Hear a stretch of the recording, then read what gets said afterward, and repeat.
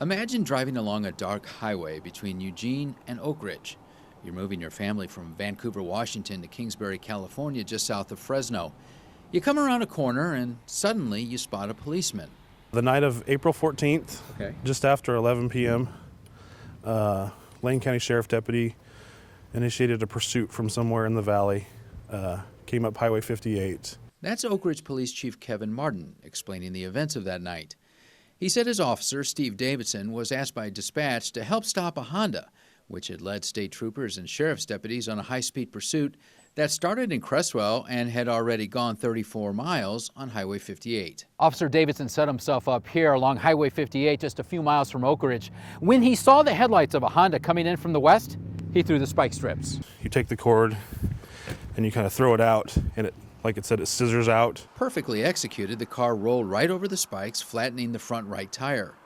But when the driver pulled over, Davidson realized he'd made a terrible mistake.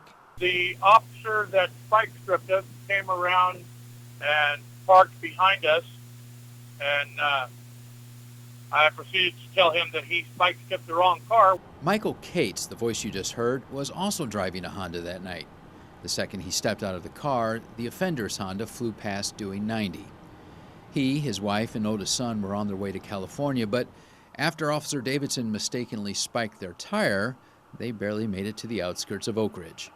I put them up in a hotel room for the night, and next day fixed their tire. Between the new tire and the Best Western, Martin says the incident cost the city about $200. Kate says he's satisfied with the way Oak Ridge handled the damage, but he also recognizes the danger to him and his family.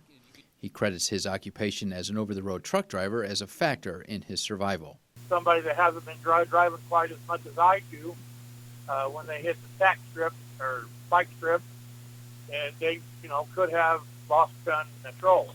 As for Chief Martin, he says Officer Davidson won't be punished. No policy violations, no procedure violations, so just an accident.